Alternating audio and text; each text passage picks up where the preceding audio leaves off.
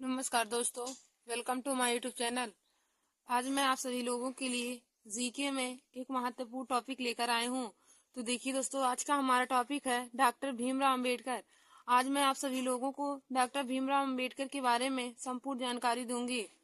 तो देखिए दोस्तों, आज का हमारा यह वीडियो जीके के लिए और पॉलिटी में बहुत ही महत्वपूर्ण है, क्योंकि पॉलिटी में डॉक्टर भीमराव अंबेडकर से संबंधित बहुत ही क्वेश्चन पूछे जाते हैं। क्योंकि देखिए दोस्तों, डॉक्टर भीमराव अंबेडकर को संविधान का पिता कहा जाता है।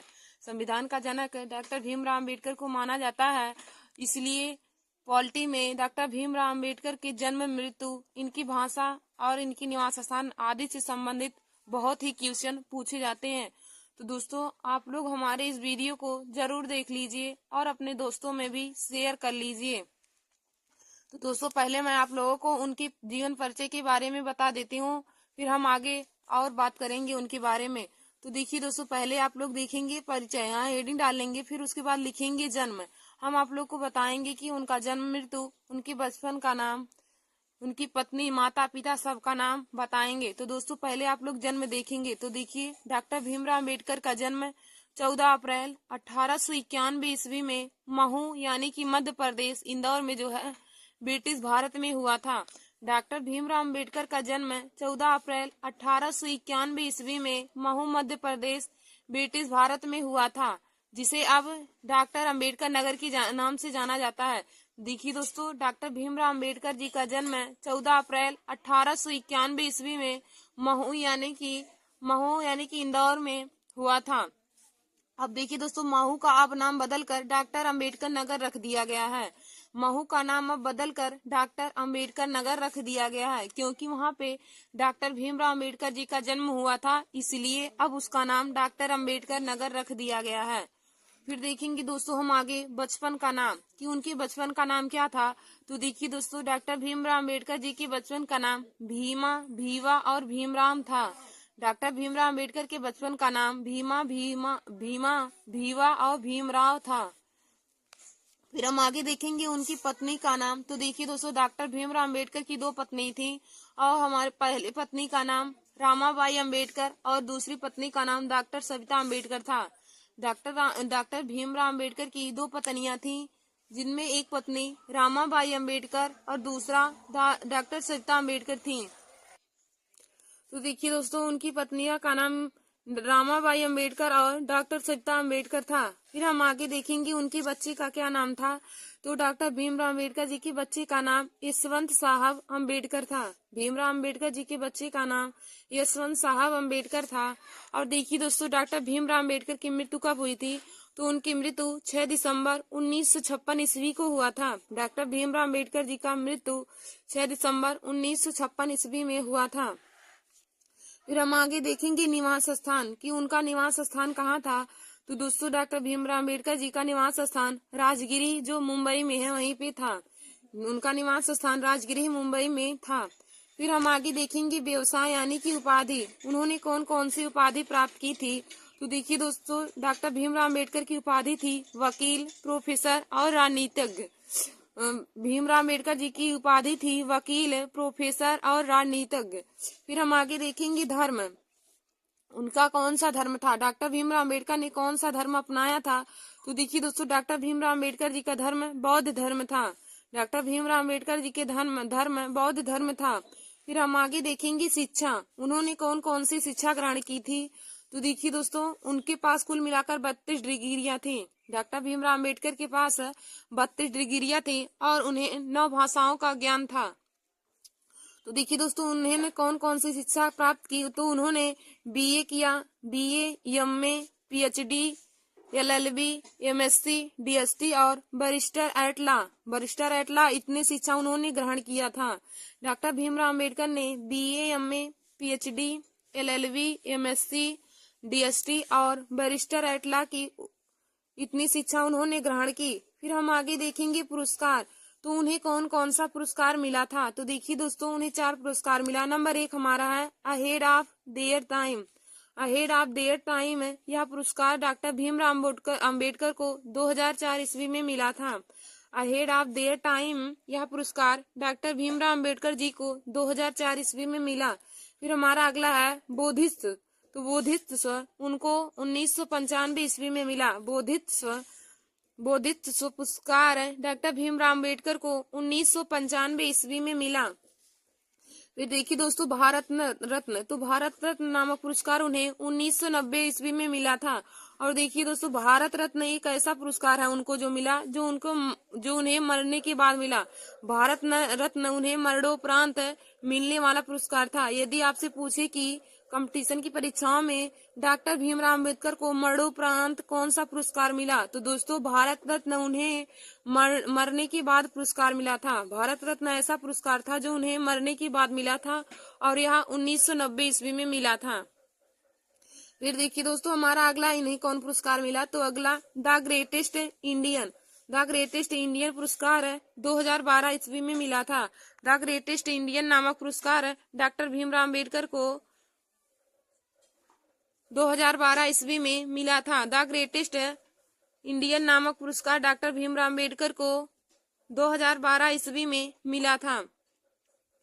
फिर देखिए दोस्तों हमारा अगला है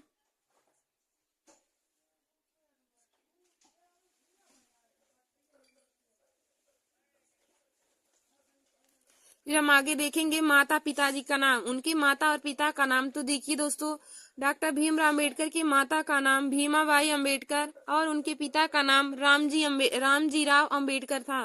डॉक्टर भीमराव अम्बेडकर जी की माता का नाम भीमाबाई अम्बेडकर और उनकी पिता का नाम रामजी राव अम्बेडकर था। फिर हम देखेंगे जाति, उनकी कौन सी जाति थी, तो देखिए दोस्तों उनकी जाति चमार यानी कि दलित जाति की थे। वे चमार यानी दलित जाति के थे। तो भी दोस्तों उनकी दलित जाति होने के कारण उनकी पढ़ाई में लोग उनसे बहुत भेदभाव करते थे।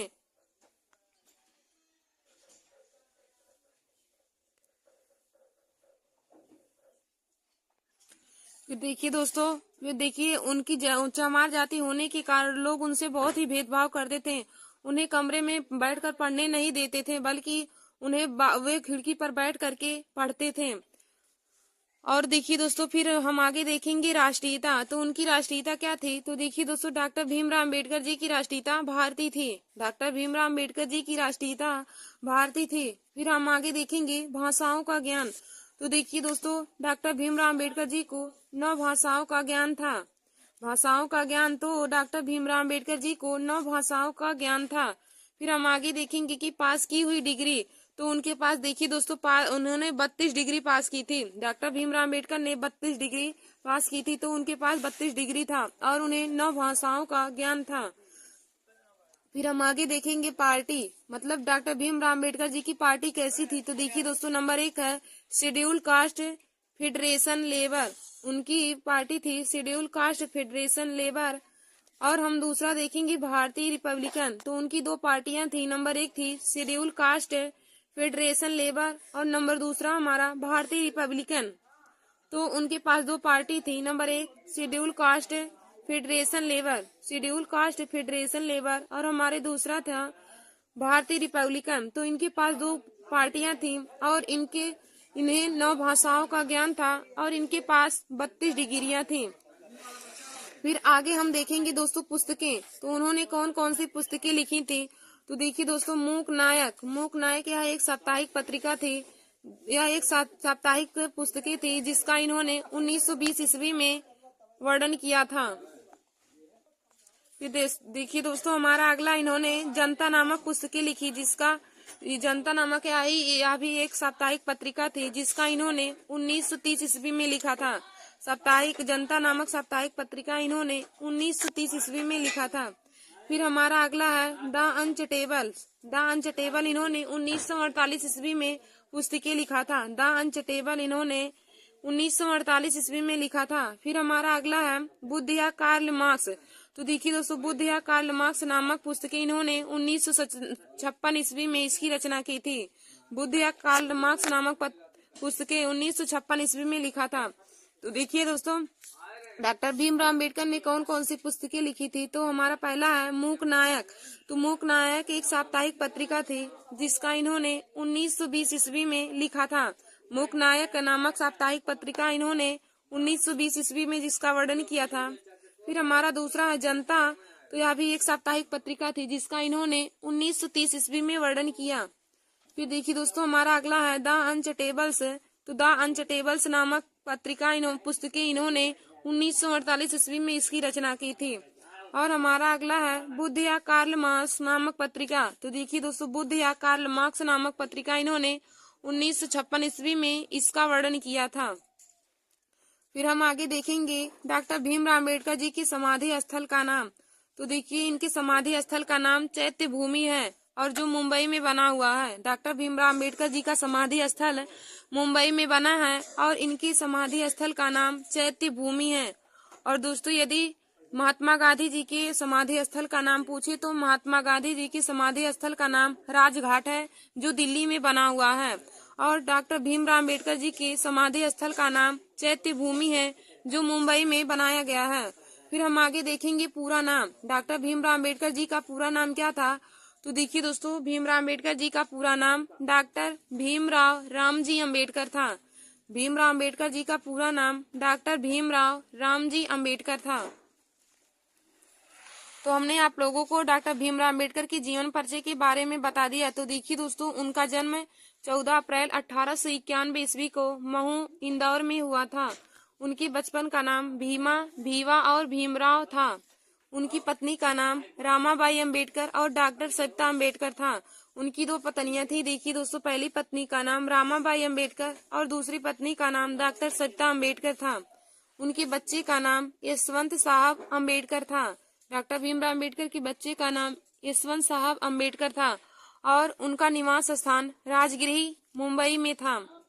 फिर उन्होंने कौन सी उपाधि प्राप्त की। तो देखिए दोस्तों उन्होंने वकील, प्रोफेसर और राजनीतिज्ञ की उपाधि प्राप्त की थी। डॉक्टर भीमराव अम्बेडकर वकील, प्रोफेसर और राजनीतिज्ञ की उपाधि प्राप्त की। फिर हम देखेंगे उन्होंने कौन से धर्म को अपनाया था। तो देखिए दोस्तों महात्मा बुद्ध डॉक्टर भीमराव अम्बेडकर ने बौद्ध धर्म को अपनाया था। और उनकी शिक्षा क्या थी, उन्होंने कौन कौन सी पढ़ाई की। तो उन्होंने BA, MA, PhD, LLB, MSc, DST और बैरिस्टर एट लॉ की शिक्षा प्राप्त की थी।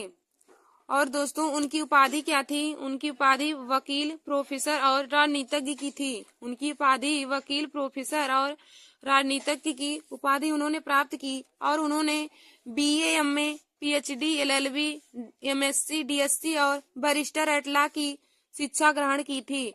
फिर हम आगे देखेंगे पुरस्कार। तो उन्हें कौन कौन सा पुरस्कार मिला था। तो देखिए दोस्तों उन्हें अहेड ऑफ देयर टाइम नामक पुरस्कार 2004 ईस्वी में मिला था। डॉक्टर भीमराव अम्बेडकर जी को अहेड ऑफ देयर टाइम नामक पुरस्कार सन 2004 ईस्वी में मिला था। फिर हम आगे देखेंगे बोधिसत्व। तो बोधिसत्व नामक पुरस्कार उन्हें 1995 ईस्वी में मिला था।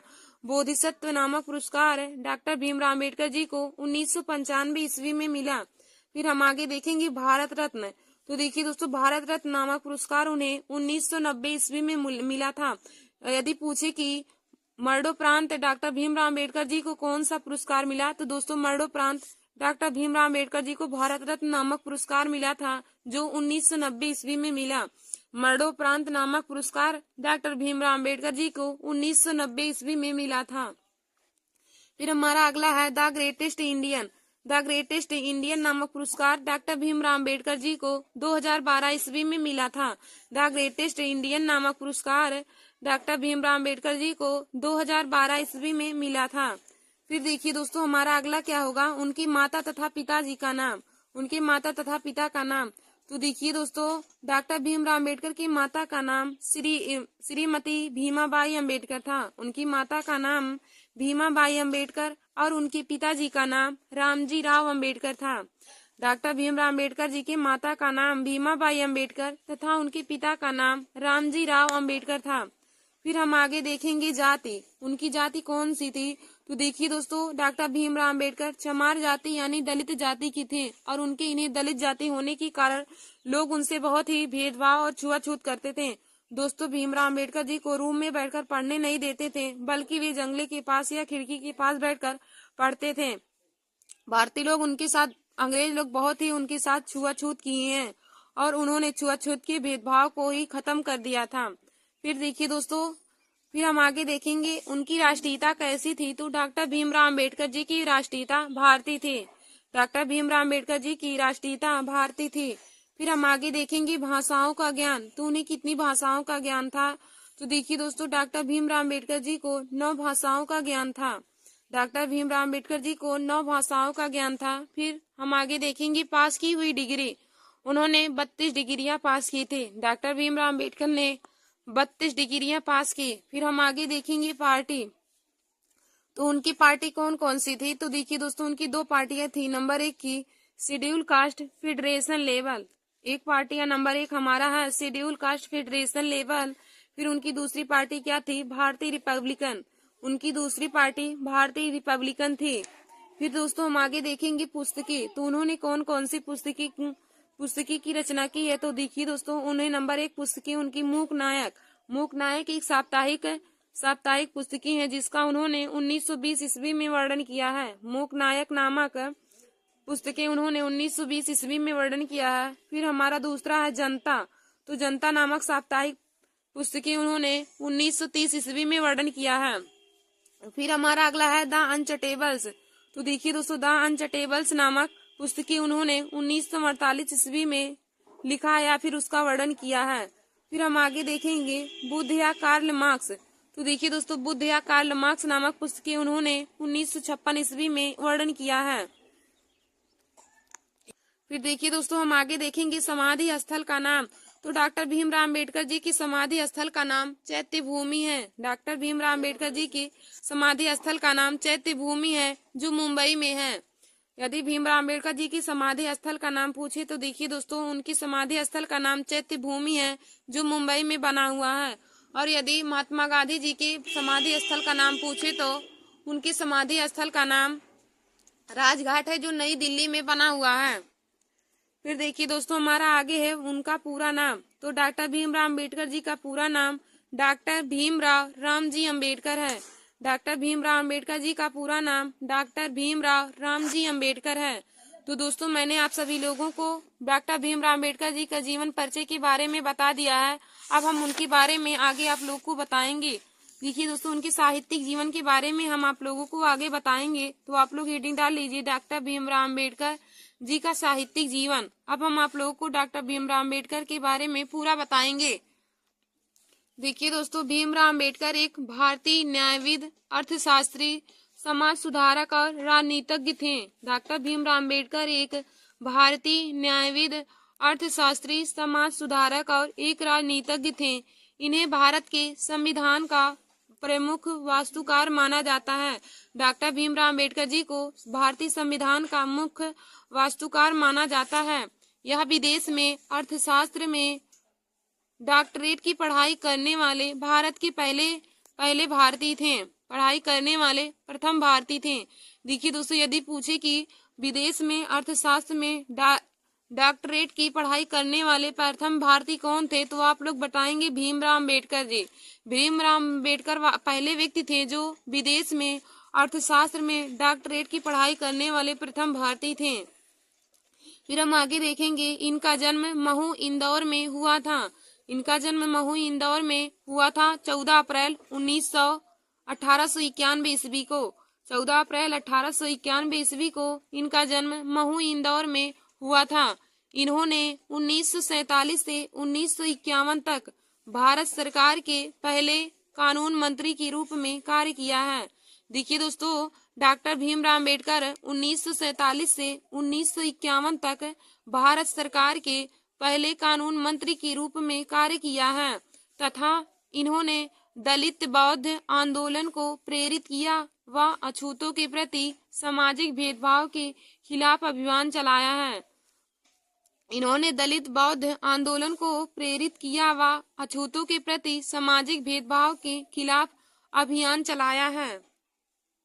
फिर देखिए दोस्तों, हमारा अगला क्या आगे हम देखेंगे कि इन्होंने 1935 में गवर्नमेंट लॉ कॉलेज मुंबई में प्रिंसिपल के तौर पर 2 साल तक कार्य किया है।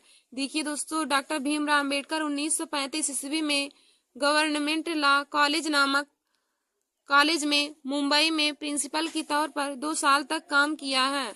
फिर 1936 ईस्वी में स्वतंत्र लेबर पार्टी की स्थापना की। 1936 में स्वतंत्र लेबर पार्टी की स्थापना की। फिर देखिए दोस्तों 29 अगस्त 1947 ईस्वी को इन्हें संविधान की मसौदा यानी कि प्रारूप समिति का अध्यक्ष चुना गया। 29 अगस्त 1947 ईस्वी को डॉक्टर भीमराव अम्बेडकर जी को मसौदा यानी कि जिसे हम प्रारूप समिति भी कहते हैं। यदि पूछे कि मसौदा समिति को और किस नाम से जाना जाता है तो देखिए दोस्तों मसौदा समिति का अन्य नाम प्रारूप समिति है। या प्रारूप समिति को पूछे कि प्रारूप समिति को और किस समिति के नाम से जानते हैं तो प्रारूप समिति को मसौदा समिति के नाम से जानते हैं। तो आप लोग इसे जरूर नोट कर लीजिए। तो देखिए दोस्तों 29 अगस्त 1947 ईस्वी को इन्हें संविधान की मसौदा यानी कि प्रारूप समिति का अध्यक्ष चुना गया। यदि पूछे कि डॉक्टर भीमराव अम्बेडकर जी को मसौदा समिति का अध्यक्ष कब चुना गया तो आप लोग बताएंगे 29 अगस्त 1947 ईस्वी को। 29 अगस्त 1947 ईस्वी को डॉक्टर भीमराव अम्बेडकर जी को मसौदा समिति का अध्यक्ष चुना गया था। फिर देखिए दोस्तों हम आगे देखेंगे 1990 ईस्वी में इन्हें मरणोपरांत भारत रत्न से सम्मानित किया गया। 1990 ईस्वी में डॉक्टर भीमराव अम्बेडकर जी को मरणोपरांत भारत रत्न से सम्मानित किया गया। फिर लोकप्रिय रूप से इन्हें आधुनिक मनु के रूप में जाना जाता है। फिर हमारा आगे है इन्होंने लंदन में आयोजित तीनों गोलमेज सम्मेलन में भाग लिया है। डॉक्टर भीमराव अम्बेडकर लंदन में आयोजित तीनों गोलमेज सम्मेलन में भाग लिया है। यदि पूछे कि दोस्तों तीनों गोलमेज सम्मेलन में भाग लेने वाले कौन व्यक्ति थे तो दोस्तों तीनों गोलमेज सम्मेलन में भाग लेने वाले व्यक्ति डॉक्टर भीमराव अम्बेडकर जी थे। और यदि पूछे कि महात्मा गांधी ने कौन से गोलमेज सम्मेलन में भाग लिया तो दोस्तों महात्मा गांधी ने द्वितीय गोलमेज सम्मेलन में भाग लिया था। और यदि पूछे कि महात्मा गांधी द्वितीय गोलमेज सम्मेलन में भाग लेने के लिए कहाँ गए थे तो वे द्वितीय गोलमेज सम्मेलन में भाग लेने के लिए लंदन में गए थे। और दोस्तों यदि पूछे कि तीनों गोलमेज सम्मेलन में किस व्यक्ति ने भाग लिया था तो आप लोग बताएंगे डॉक्टर भीमराव अम्बेडकर एक ऐसे व्यक्ति थे जिन्होंने तीनों गोलमेज सम्मेलन में भाग लिया था। फिर हम आगे देखेंगे कि मुंबई में चैत्य भूमि इनके दाह संस्कार स्थल है। इनके दाह संस्कार का स्थल चैत्य भूमि है जो मुंबई में बना हुआ है। फिर हम आगे देखेंगे इन्होंने भारतीय रिजर्व बैंक के गठन में अहम भूमिका निभाई है। डॉक्टर भीमराव अम्बेडकर जी ने भारतीय रिजर्व बैंक के गठन में बहुत ही महत्वपूर्ण भूमिका निभाई है।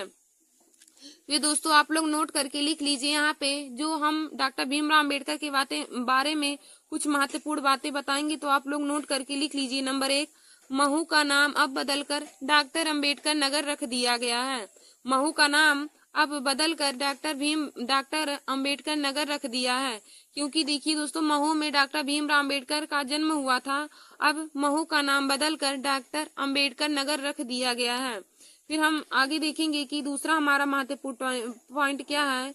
भीमराव अम्बेडकर की जयंती को तमिलनाडु में समानता दिवस के रूप में मनाते हैं। डॉक्टर भीमराव अम्बेडकर की जयंती को तमिलनाडु में समानता दिवस के रूप में मनाते हैं।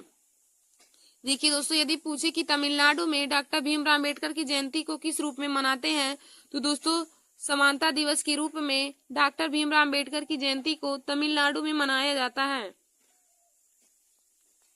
फिर देखिए दोस्तों आगे हमारा है कि सरकार द्वारा घोषित पर्यटन सर्किट में 5 शहर हैं। सरकार द्वारा घोषित पर्यटन सर्किट में 5 शहर हैं जिनमें हमारा पहला है जन्मभूमि। तो हम जन्मभूमि देखेंगे तो देखिए दोस्तों वह स्थान जहां मध्य प्रदेश के महू में डॉक्टर भीमराव अम्बेडकर जी का जन्म हुआ था। वह स्थान जहां मध्य प्रदेश के महू में डॉक्टर भीमराव अम्बेडकर जी का जन्म हुआ था। फिर हम अगला देखेंगे शिक्षा भूमि। तो शिक्षा भूमि वह स्थान जहां लंदन में वह स्थान जहां वे ब्रिटेन में पढ़ाई के दौरान रुके थे। डॉक्टर भीमराव अम्बेडकर ब्रिटेन में पढ़ाई के दौरान लंदन में रुके थे तो उस स्थान को शिक्षा भूमि के नाम से जाना जाता है। और देखिए दोस्तों मध्य प्रदेश के महू में डॉक्टर भीमराव अम्बेडकर का जन्म स्थान है तो उसे हम उनकी जन्मभूमि के रूप में जानते हैं। और उनकी शिक्षा भूमि कौन सी है तो शिक्षा भूमि लंदन में वह स्थान है जहां वे ब्रिटेन में पढ़ाई के दौरान रुके थे। फिर हम आगे देखेंगे कि दीक्षा भूमि किसे कहा जाता है तो देखिए दोस्तों, दीक्षा भूमि उसे कहा जाता है। नागपुर में वह स्थान जहां उन्होंने बौद्ध धर्म को अपनाया था।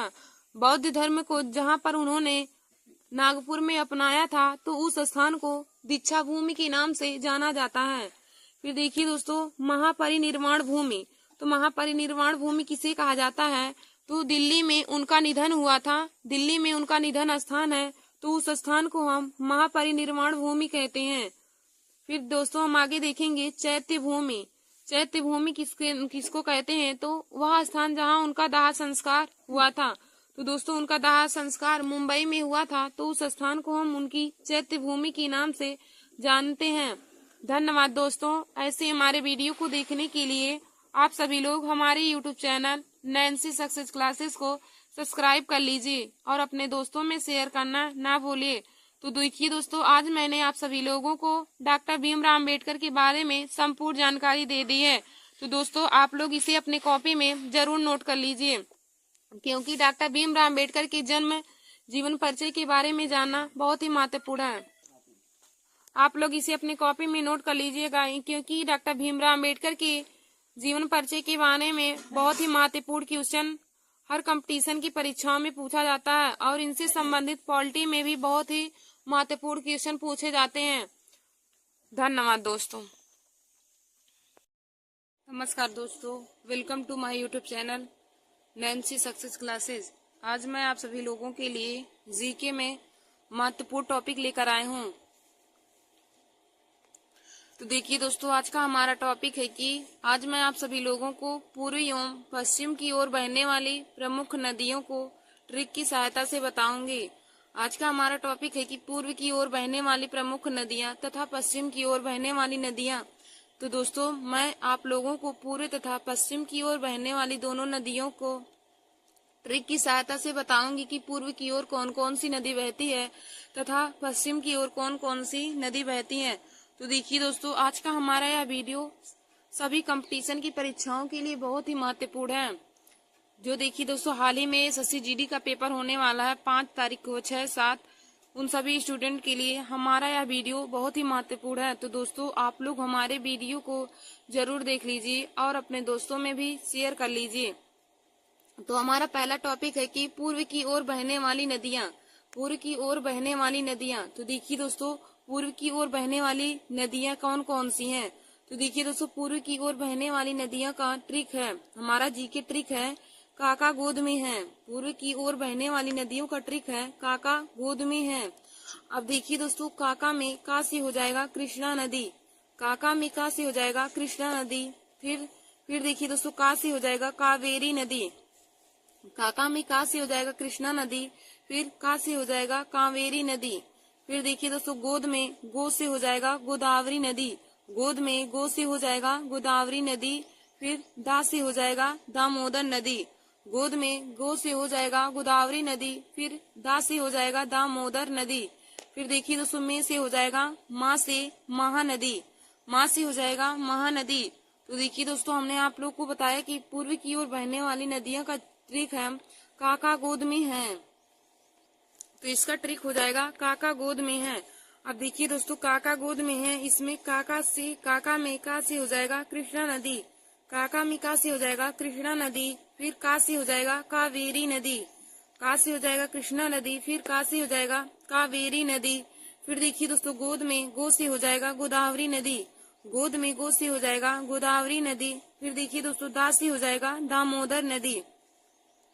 गो से हो जाएगा गोदावरी नदी। फिर दा से हो जाएगा दामोदर नदी। फिर देखिए दोस्तों, माँ से हो जाएगा महानदी। तो पूर्व की ओर बहने वाली प्रमुख नदियां हमारी कौन कौन सी हैं? नंबर 1 कृष्णा नदी, नंबर 2 कावेरी नदी, नंबर 3 गोदावरी नदी, नंबर 4 दामोदर नदी और नंबर 5 महानदी है। तो देखिए दोस्तों, पूर्व की ओर बहने वाली हमारी यही प्रमुख नदियां हैं, कृष्णा नदी, कावेरी नदी, गोदावरी नदी, दामोदर नदी और महानदी। यह 5 नदियां हमारी हैं जो पूर्व की ओर बहती हैं। तो यदि कंपटीशन की परीक्षाओं में पूछे कि पूर्व की ओर बहने वाली नदियां इनमें से कौन सी हैं, तो दोस्तों आप इनको याद करे रहेंगे, तभी आप बता पाएंगे कि पूर्व की ओर बहने वाली कौन कौन सी नदियां हैं। देखिए दोस्तों, पूर्व की ओर बहने वाली नदियों का ट्रिक हमने आप लोगों को बताया। तो पूर्व की ओर बहने वाली नदियों का ट्रिक हो जाएगा काका गोद में है। काका गोद में है, पूर्व की ओर बहने वाली नदियों का ट्रिक है। और देखिए दोस्तों, इसमें कौन कौन सी नदियां हैं। कृष्णा नदी, कावेरी नदी, गोदावरी नदी, दामोदर नदी और महानदी हमारी पूर्व की ओर बहने वाली प्रमुख नदियां हैं। फिर देखिए दोस्तों, अगला हमारा टॉपिक है कि पश्चिम की ओर बहने वाली नदियां। हमारा अगला टॉपिक है पश्चिम की ओर बहने वाली नदियां। तो देखिए दोस्तों, पश्चिम की ओर बहने वाली नदियों का जीके ट्रिक क्या है। नाश्ते में लो घी, नाश्ते में लो घी हमारी पश्चिम की ओर बहने वाली नदियों का ट्रिक है। अब देखिए दोस्तों, नाश्ते में ना से हो जाएगा नर्मदा नदी, नाश्ते में ना से हो जाएगा नर्मदा नदी। फिर सा से हो जाएगा साबरमती नदी, नाश्ते में ना से हो जाएगा नर्मदा नदी, सा से हो जाएगा साबरमती नदी। फिर देखिए दोस्तों, ता से हो जाएगा ताप्ती नदी, ता से हमारा हो जाएगा ताप्ती नदी। फिर माँ से हो जाएगा माही नदी, माँ से हो जाएगा माही नदी। अब देखिए दोस्तों, लो में ला से हो जाएगा लूनी नदी, लूनी नदी। फिर घा से हो जाएगा घग्गर नदी, ला से हो जाएगा लूनी नदी और घा से हो जाएगा घग्गर नदी। तो देखिए दोस्तों, नाश्ते में लो घी, नाश्ते में लो घी तो ना से हो जाएगा नाश्ते में ना से हो जाएगा नर्मदा नदी, नाश्ते में ना से हो जाएगा नर्मदा नदी। फिर सा से हो जाएगा साबरमती नदी, नाश्ते में ना से हो जाएगा नर्मदा नदी, सा से हो जाएगा साबरमती नदी। फिर देखिए दोस्तों, ता से हो जाएगा ताप्ती नदी, ता से हो जाएगा ताप्ती नदी। फिर माँ से हो जाएगा माही नदी, माँ से हो जाएगा माही नदी। फिर देखिए दोस्तों, ला से हो जाएगा लूनी नदी, ला से हो जाएगा लूनी नदी। फिर घा से हो जाएगा घग्गर नदी। तो हमारी पश्चिम की ओर बहने वाली कौन कौन सी नदियां हैं। पश्चिम की ओर बहने वाली नदियां हैं नर्मदा नदी, साबरमती नदी, ताप्ती नदी, माही नदी, लूनी नदी और घग्गर नदी। तो पूर्व एवं पश्चिम की ओर बहने वाली नदियों को हमने आप लोगों को ट्रिक की सहायता से बताया। तो देखिए दोस्तों, पश्चिम की ओर बहने वाली नदियों का ट्रिक क्या हो जाएगा। जीके ट्रिक हमारा है, पश्चिम की ओर बहने वाली नदियों का जीके ट्रिक है नाश्ते में लो घी, नाश्ते में लो घी। तो देखिए दोस्तों, नाश्ते में ना से हो जाएगा नर्मदा नदी, फिर सा से हो जाएगा साबरमती नदी, ता से हो जाएगा ताप्ती नदी, फिर माँ से हो जाएगा माही नदी, फिर ला से हो जाएगा लूनी नदी, फिर घा से हो जाएगा घग्गर नदी। तो पश्चिम की ओर बहने वाली नदियों का ट्रिक है नाश्ते में लो घी। और देखिए दोस्तों, हमने आप सभी लोगों को पूर्व की ओर बहने वाली नदियों का भी ट्रिक बताया। तो पूर्व की ओर बहने वाली नदियों का ट्रिक है काका गोद में है, पूर्व की ओर बहने वाली नदियों का ट्रिक है काका गोद में है। और पश्चिम की ओर बहने वाली नदियों का ट्रिक है नाश्ते में लो घी। तो दोस्तों, आशा करती हूँ कि आप लोगों को दोनों नदियों का ट्रिक पता चल गया होगा। पूर्व की ओर बहने वाली प्रमुख नदियां, तो इसका जीके ट्रिक है काका गोद में है। और पश्चिम की ओर बहने वाली नदियों का ट्रिक है नाश्ते में लो घी। तो दोस्तों, आप दोनों ट्रिक को अपनी कॉपी में जरूर नोट कर लीजिए, क्योंकि ऐसे ही ट्रिक की सहायता से आप बहुत ही आसानी तरीके से सभी नदियों को याद कर सकते हैं। और देखिए दोस्तों, यह जो जीके का ट्रिक है यह हर कंपटीशन की परीक्षाओं में पूछा जाता है। पूर्व एवं पश्चिम की ओर बहने वाली नदियां कंपटीशन की परीक्षाओं में पूछे जाते हैं। तो दोस्तों, आप लोग इसे अपने कॉपी में जरूर नोट कर लीजिए और तैयार कर लीजिए। धन्यवाद दोस्तों। ऐसे ही जीके के महत्वपूर्ण ट्रिक को पाने के लिए और जीके के क्वेश्चन को पाने के लिए आप सभी लोग हमारे YouTube channel Nancy success classes को सब्सक्राइब कर लीजिए और अपने दोस्तों में शेयर करना ना भूलिए। धन्यवाद दोस्तों।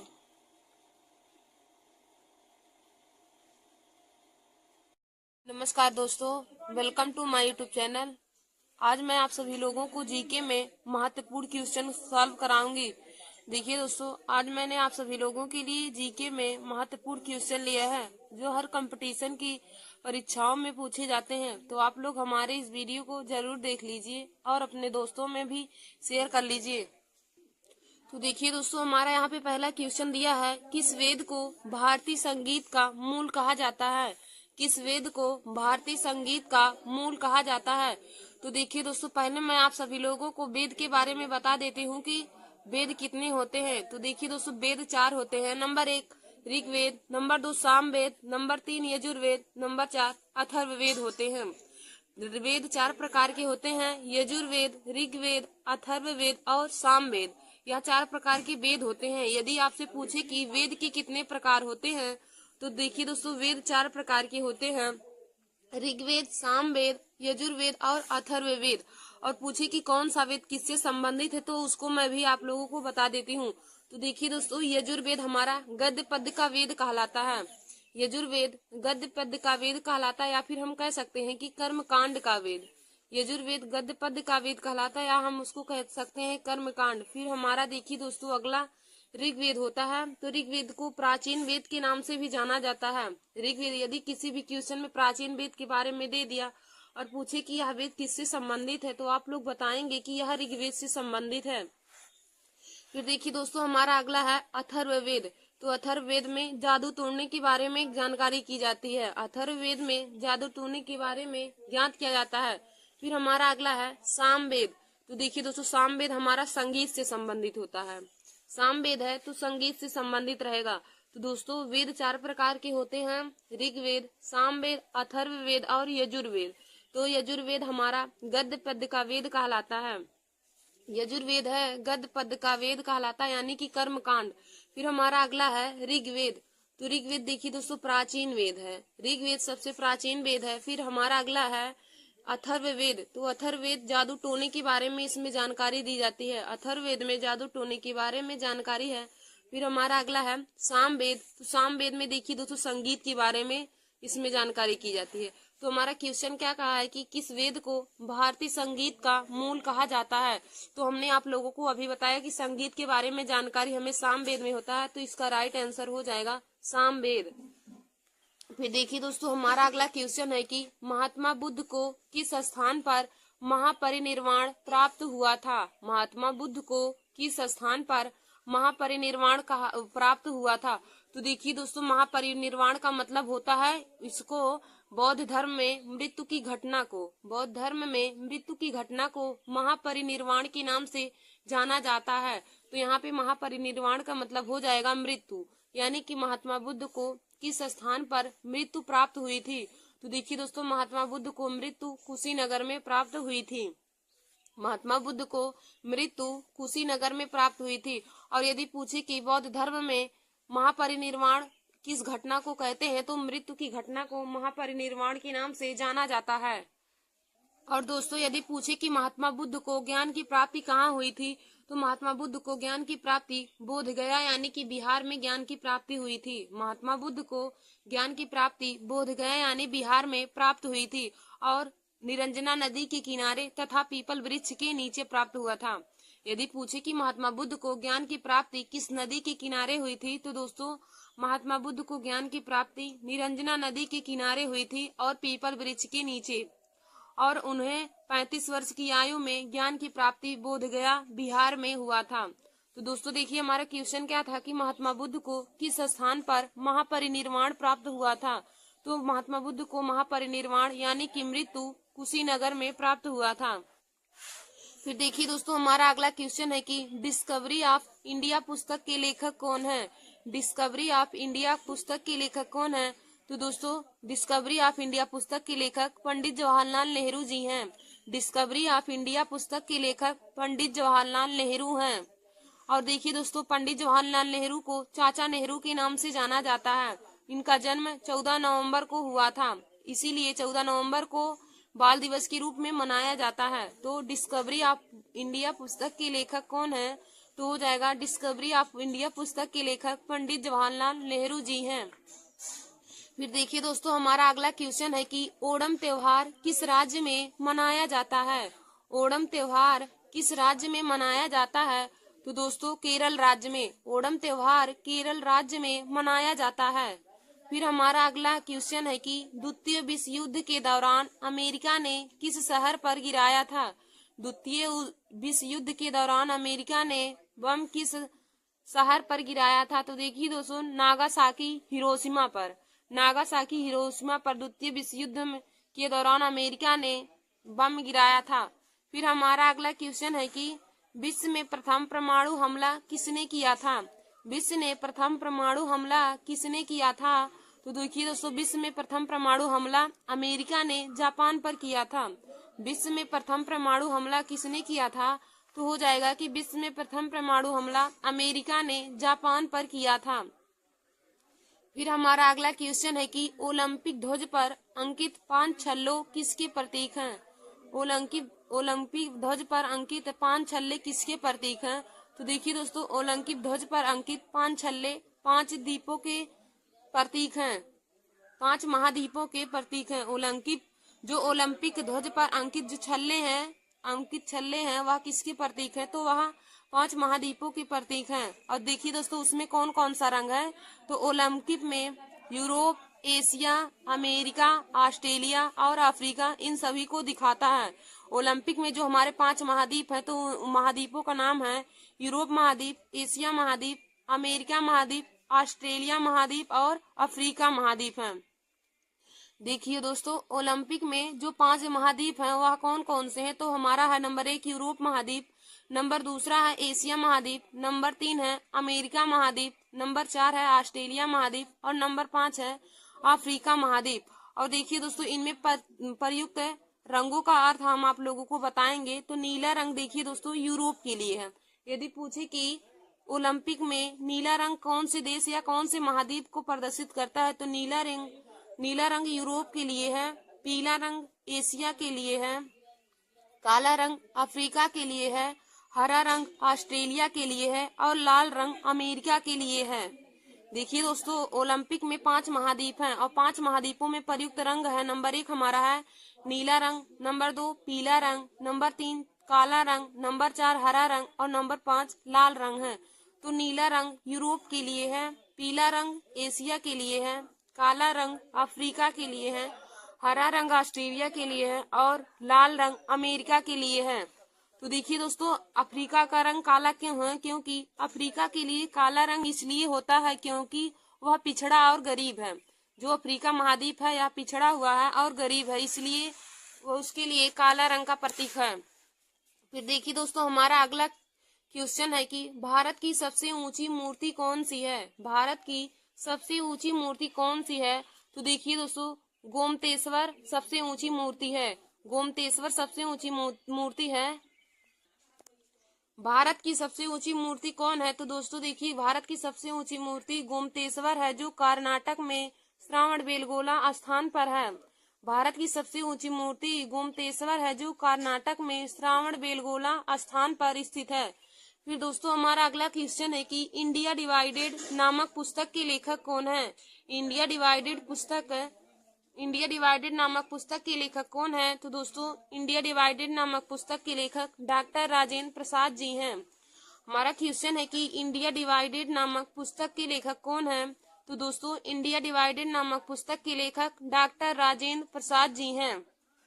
फिर हमारा अगला क्वेश्चन है कि भारत का सबसे बड़ा बंदरगाह कौन सा है?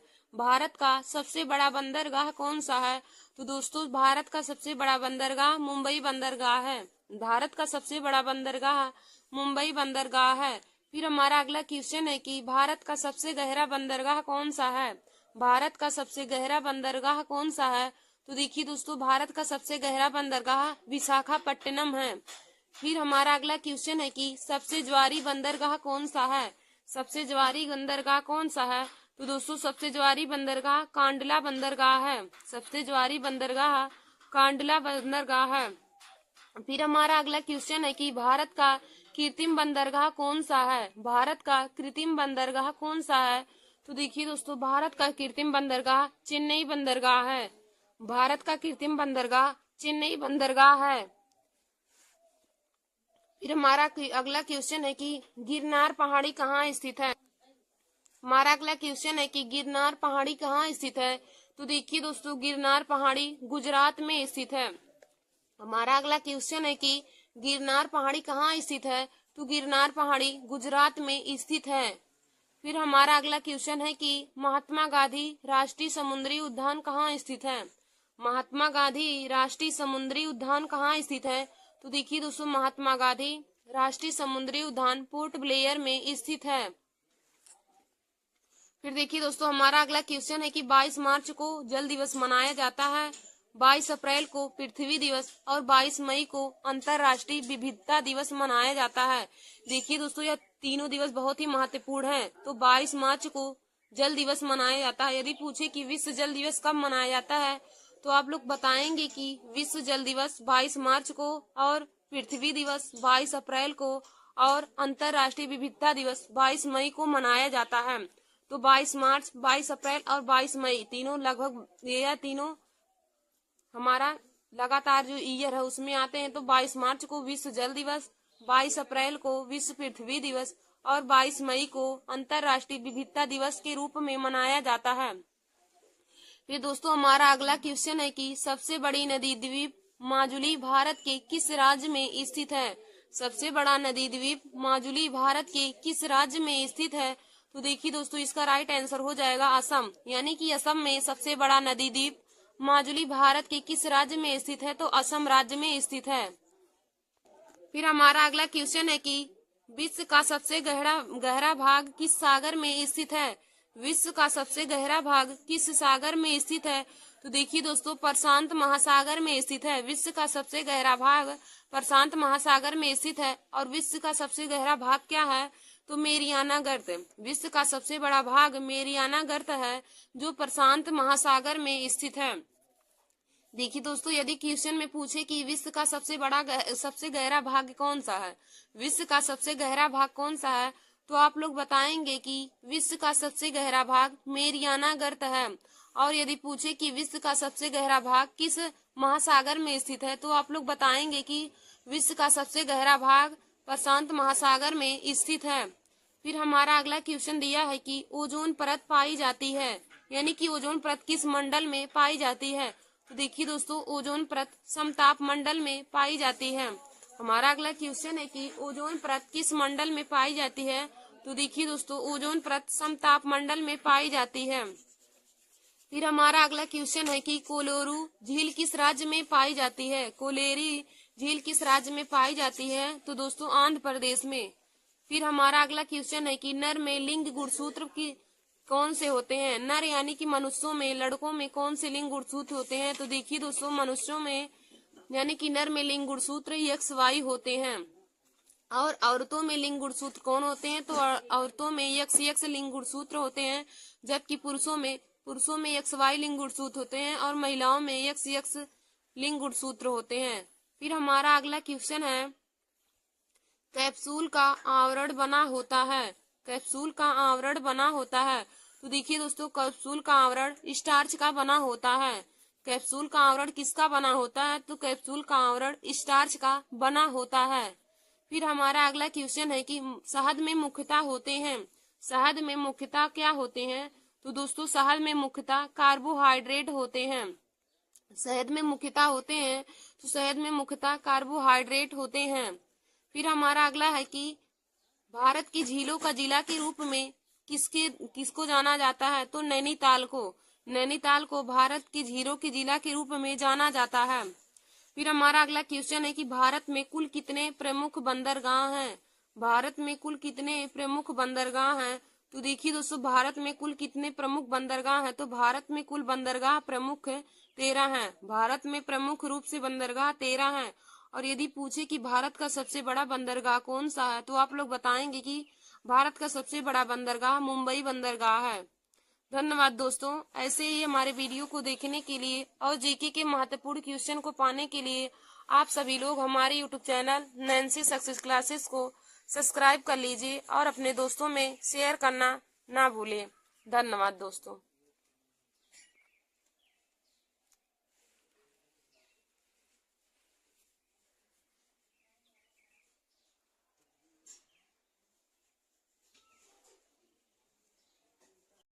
नमस्कार दोस्तों, welcome to my YouTube channel Nancy success classes.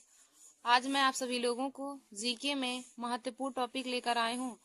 तो देखिए दोस्तों आज का हमारा टॉपिक है अरब सागर में गिरने वाली प्रमुख नदियाँ। अरब सागर में गिरने वाली प्रमुख नदियाँ। तो देखिए दोस्तों इसका हमारा ट्रिक है शराबी मामा ने ताश में जुआ खेला।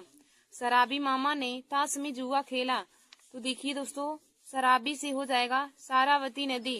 शराबी से हो जाएगा सारावती नदी। मामा में माँ से हो जाएगा माही नदी। मामा में माँ से हो जाएगा माही नदी। फिर देखिए दोस्तों माँ से हो जाएगा मांडवी नदी। मामा में माँ से हो जाएगा माही नदी और माँ से हो जाएगा मांडवी नदी।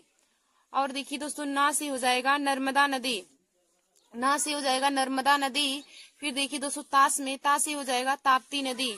तास में ता से हो जाएगा ताप्ती नदी, फिर सा से हो जाएगा सतरंजी नदी, फिर सा से हमारा हो जाएगा सतरंजी नदी। फिर देखिए दोस्तों जुआ से हो जाएगा जुओरी नदी, जुआ से हो जाएगा जुओरी नदी। तो अरब सागर में हमारी गिरने वाली नदियां कौन कौन सी है? तो देखिए दोस्तों, हमने आप लोग को बताया कि अरब सागर में गिरने वाली नदियों का ट्रिक है शराबी मामा ने ताश में जुआ खेला, शराबी मामा ने ताश में जुआ खेला। अब देखिए दोस्तों, शराबी में शराबी से हो जाएगा शरावती नदी, शराबी में शराबी से हो जाएगा शरावती नदी। फिर मामा से हो जाएगा, मामा में माँ से हो जाएगा माही नदी, फिर माँ से हो जाएगा मांडवी नदी, मामा में माँ से हो जाएगा माही नदी, फिर माँ से हो जाएगा मांडवी नदी। फिर देखिए दोस्तों, ना से हमारा हो जाएगा नर्मदा नदी। फिर तास में ता से हो जाएगा ताप्ती नदी, फिर सा से हो जाएगा सतरंजी नदी। फिर अब देखिए दोस्तों, सा से हो जाएगा साबरमती नदी, फिर जुआ से हो जाएगा जुओरी नदी। तो अरब सागर में गिरने वाली हमारी कौन कौन सी नदियां हैं? देखिए दोस्तों, शरावती नदी, माही नदी, मांडवी नदी, नर्मदा नदी, ताप्ती नदी, सतरंजी नदी, साबरमती नदी और जुओरी नदी। यह सभी नदियां अरब सागर में गिरने वाली नदियां हैं। फिर देखिए दोस्तों, हमारा अगला टॉपिक है रबी की फसल। हम आप लोगों को रबी की फसल को ट्रिक की सहायता से बताएंगे कि रबी की कौन कौन सी फसल है। तो देखिए दोस्तों, रबी की फसल का ट्रिक है मैं आज गाना गा रहा हूँ, आज मैं गा रहा हूँ। रबी की फसल का ट्रिक है आज मैं गा रहा हूँ। तो देखिए दोस्तों, आज में आ से हो जाएगा, आज में बड़ा आ से हो जाएगा आलू, फिर जा से हो जाएगा जौ। आज में बड़ा आ से हो जाएगा आलू, फिर जा से हो जाएगा जौ। और देखिए दोस्तों, मैं में माँ से हो जाएगा मटर योम मसूर, माँ से हो जाएगा मटर योम मसूर। फिर देखिए दोस्तों, गेहूं में गा से हो जाएगा गेहूं, फिर राई में रा से हो जाएगा राई। तो हमारी रबी की फसल कौन कौन सी है? तो रबी की फसल का ट्रिक है मैं आज गा रहा हूँ, मैं आज गा रहा हूँ, रबी की फसल का ट्रिक है। तो देखिए दोस्तों, आज में आ से हो जाएगा, आज में बड़ा आ से हो जाएगा आलू, फिर जा से हो जाएगा जौ, फिर माँ से हो जाएगा मटर योम मसूर, माँ से मटर योम मसूर दोनों हो जाएगा। तो देखिए दोस्तों, मटर और मसूर दोनों ही रबी की फसल हैं। फिर देखिए दोस्तों, गेहूं से हो जाएगा गेहूं, फिर राई से हो जाएगा राई, जिसको हम लोग सरसों कहते हैं, राई को ही सरसों कहा जाता है। तो रबी की फसल यही हमारी है, जिसमें है आलू, जौ, मटर, मसूर, गेहूं और राई। यह सभी हमारी अरब साग या रबी की फसल है। फिर देखिए दोस्तों, हमारा अगला टॉपिक है कि भारत का संविधान किन किन देशों से लिया गया है। भारत का संविधान किन किन देशों से लिया गया है? तो दोस्तों, हम आप लोगों को ट्रिक की सहायता से बताएंगे। तो देखिए दोस्तों, भारत की संविधान याद करने का ट्रिक है आबिद आज रुक जा अमेरिका। तो दोस्तों, इसका ट्रिक हो जाएगा आबिद आज रुक जा अमेरिका। भारत का संविधान किन किन देशों से लिया गया है? इसका ट्रिक है आबिद आज रुक जा अमेरिका। तो देखिए दोस्तों, आबिद में बड़ा आ से हो जाएगा आयरलैंड, आबिद में बड़ा आ से हो जाएगा आयरलैंड, फिर बी से हो जाएगा ब्रिटेन, दा से हो जाएगा दक्षिण अमेरिका। आबिद में बड़ा आ से हो जाएगा आयरलैंड, बी से हो जाएगा ब्रिटेन, दा से हो जाएगा दक्षिण अमेरिका। फिर आज में बड़ा आ से हो जाएगा ऑस्ट्रेलिया, जा से हो जाएगा जर्मनी। फिर देखिए दोस्तों, रुक में रूस से हो जाएगा रूस, रुक में रूस से हो जाएगा रूस, फिर का से हो जाएगा कनाडा। फिर अब देखिए दोस्तों, जा से हो जाएगा जापान और अमेरिका से हो जाएगा अमेरिका। तो भारत का संविधान किन किन देशों से लिया गया है? इसका जीके ट्रिक है आबिद आज रुक जा अमेरिका। आबिद में आ से हो जाएगा आयरलैंड, बी से हो जाएगा ब्रिटेन, दा से हो जाएगा दक्षिण अमेरिका और आज में बड़ा आ से हो जाएगा ऑस्ट्रेलिया, जा से हो जाएगा जर्मनी। फिर देखिए दोस्तों, रुक में रूस से हो जाएगा रूस, का से हो जाएगा कनाडा, फिर जा से हो जाएगा जापान और अमेरिका से हो जाएगा अमेरिका।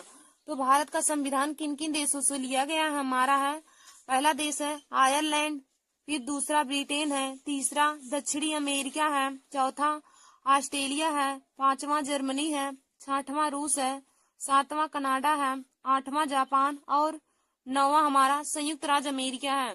तो देखिए दोस्तों, संयुक्त राज्य अमेरिका से मौलिक अधिकार लिए गए हैं। भारतीय संविधान में मौलिक अधिकार यदि पूछे किस देश से लिए गए हैं, तो अमेरिका देश से मौलिक अधिकार लिए गए हैं। और रूस हमारा मौलिक कर्तव्य लिए गए, रूस देश से मौलिक कर्तव्य लिए गए हैं और संयुक्त राज्य अमेरिका से मौलिक अधिकार लिए गए हैं। और दोस्तों, आयरलैंड देश से राज्य के नीति निदेशक सिद्धांत लिए गए हैं। जो हमारा जो हमारा भाग 4 में है राज्य के नीति निर्देशक सिद्धांत, तो राज्य के नीति निर्देशक सिद्धांत आयरलैंड देश से लिया गया है। और रूस देश से मौलिक कर्तव्य जो हमारा 5वें भाग में है। और हमारा अमेरिका से, संयुक्त राज्य अमेरिका से तो मौलिक अधिकार लिए गए हैं। और मौलिक अधिकार भारत के संविधान में भाग 3 में है। और देखिए दोस्तों, वर्तमान में हमारे 6 मौलिक अधिकार है, पहले हमारे 7 से, जिनमें से संपत्ति के अधिकार को हटा दिया गया है। पहले यदि पूछे कि मूल संविधान में कितने अधिकार है, तो देखिए दोस्तों, पहले हमारे संविधान में मौलिक अधिकार 7 मौलिक अधिकार थे, लेकिन वर्तमान में हमारे 6 मौलिक अधिकार बचे हैं। संपत्ति के अधिकार को भारत के संविधान से हटा दिया गया है, तो वर्तमान में हमारे 6 मौलिक अधिकार हैं। धन्यवाद दोस्तों। ऐसे ही जीके की ट्रिक पाने के लिए आप सभी लोग हमारे YouTube channel Nancy success classes को सब्सक्राइब कर लीजिए और अपने दोस्तों में शेयर करना ना भूलें।